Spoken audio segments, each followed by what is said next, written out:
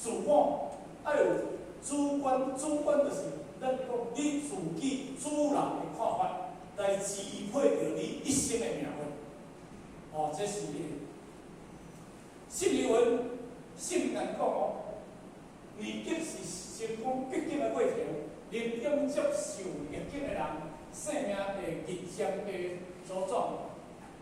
逆境是一种必经的过程啦。哦，勇于接受逆境的人，生命就会日出。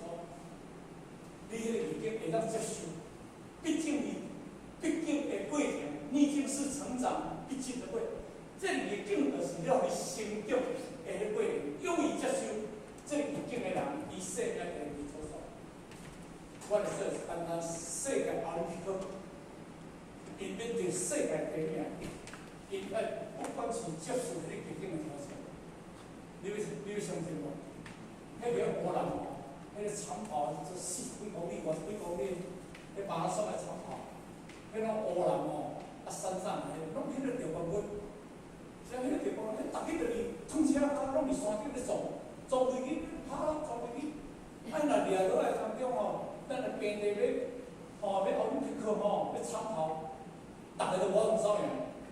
伊逐日就伫山顶咧挑战，逐日嘛咧撞咧哈拉，嘛咧掠哈拉，拢无咧穿鞋啊，拢穿双鞋，灵活到。无咱东方人无一个普通人。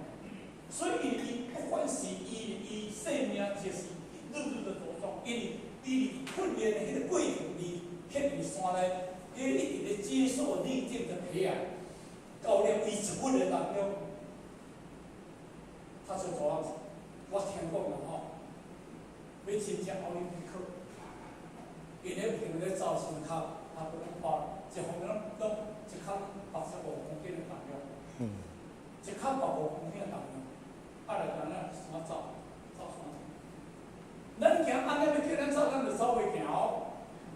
你一脚要85公斤的重量，你会行袂？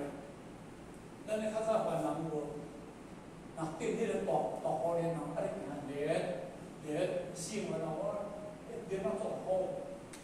我听讲，迄两骹连上才10公斤，已经花咧花莲。